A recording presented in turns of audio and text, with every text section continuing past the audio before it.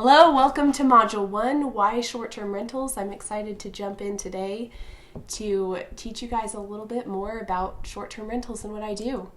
Just want to remind you about that disclosure. I'm not a licensed attorney, accountant, financial advisor, broker.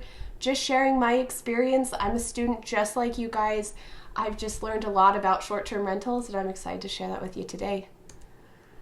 Okay, a lot of you might be saying, hey, I've heard of this before. I've heard of nightly rentals, Airbnb, VRBO, vacation rentals, corporate service departments. I've seen that before. Lifestyle assets, and I'm here to tell you it's all air cash flow. It's all what we're talking about today. And I'm so excited to share with you exactly what I've learned, how we run our systems here at Home Havens, and to get you involved in any way that you would like to. First, I want to kind of start with some background about experiences and about why we do what we do, about how Airbnb became a market leader, what situation occurred to help them launch into the marketplace. And I want to talk a little bit about the experience generation. And you might have heard this before, but I'm going to explain it in my own way. So if it's not what you've read before, they weren't wrong, just how I see it.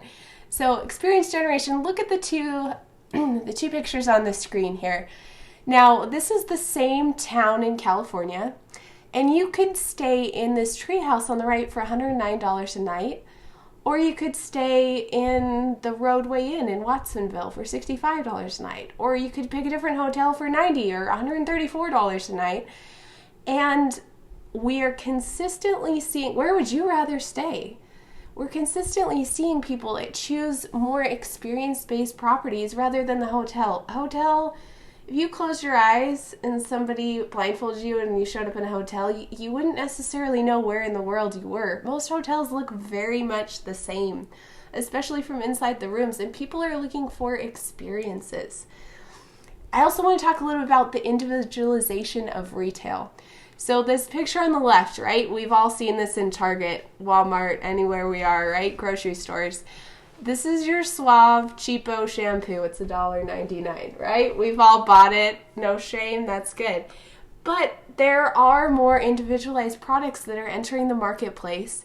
So on the right, this is a company. It's called Function of Beauty, and you can buy custom shampoo for $39 to $49 a bottle. You can choose the formula. You can choose the smell. You can choose everything about it. It comes with your name on it. So this may not be something that if you got one Airbnb property or one air cash flow property, and you tell me what you're thinking, but I'm seeing this and I'm thinking, okay, if I've got one, I'm buying the $1.99 shampoo. But if I've got a portfolio of them, if I've got 3 or 4 or 10 or 20 of them, now all of a sudden I have a brand. And I love that you say that, because I don't want anyone to get mixed up. I'm just talking about the individualization of retail. Okay. So I'm not suggesting you should put this in your unit. I'll actually buy your shampoo cheaper than $1.99. Oh, I love it. But this just goes to show that there's a market for customized experiences. Okay. That's what I'm talking about. I really love that you pointed that out, though. There's a market. People don't want the hotel for $199. They want the experience for $40. They're willing to pay for it. So I just wanted to show the example. Here's another one.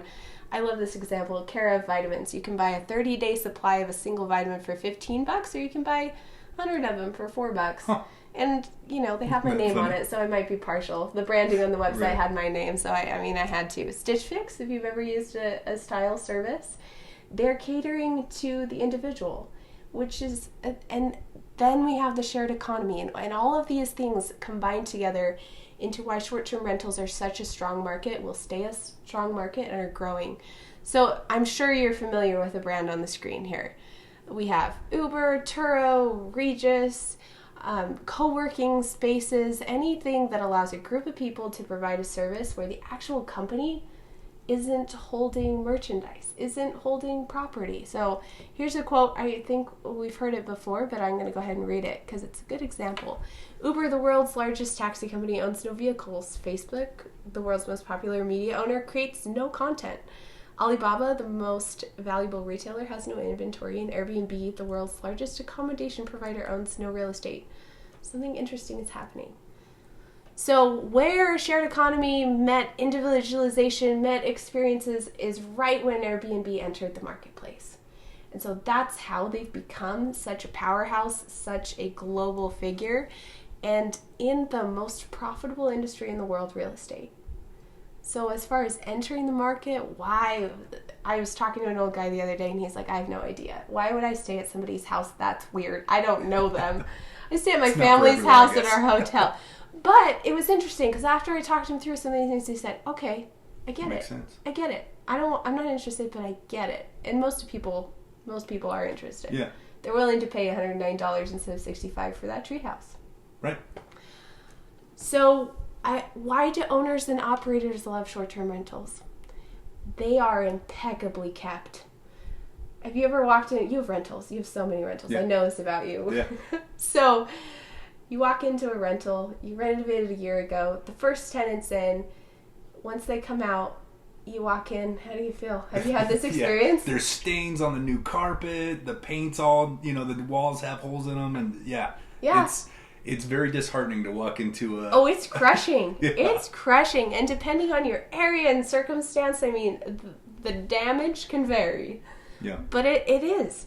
And short-term rentals are impeccably kept because those professional photos you take up front, every guest, whether they're your first guest, your 50th guest, your 5,000th guest, has to look like those photos. So delayed maintenance, repairs have to happen between check out and check in. And that's a lot to figure out. We're going to go over that too. But it keeps your properties impeccably kept. No delayed maintenance. You generate additional income. I know you have employees. Mm-hmm. Employing people, it's a cool place to be. Yeah. It's a cool place to be. And you guys will get there too. But generating additional income, your property, it generates that additional income. And I can't tell you how many people I've run across who have just started learning more about real estate and investing and said, hey, I just wish I had a side gig that made me an extra, $1,000 a month, however much. Everybody has their number. Yeah. They say, hey, I just had a little bit. And the strategy has that built in. You could clean your own property to start. You could do a little DIY management if you wanted to. There is additional income built in that makes that property more valuable. And you don't have to worry about occupancy. Occupancy changes. I'll tell you that because you're looking at a nightly occupancy as opposed to month-to-month occupancy. But overall, you don't have to worry about 6 months of vacancy because you can get somebody in. You can always get somebody in. So 100% version of long-term occupancy is something our owners just love. The flexibility. You want to sell your house in the high market, but the high market's 3 months away. Summer's a hot market where we are. And you want to be able to hit that price point? Great. You can't find a 3-month tenant. It's tough. I'm not saying you can't. It's tough to find a really great 3-month long-term tenant. But doing short-term rentals, you can get you into the higher seasons where you could continue your other real estate strategies. I love this strategy because it just meshes so well with so many others, all while increasing cash flow. And that is the bottom line on this slide. That is your bottom line, is your cash flow. That's why you're interested in investing.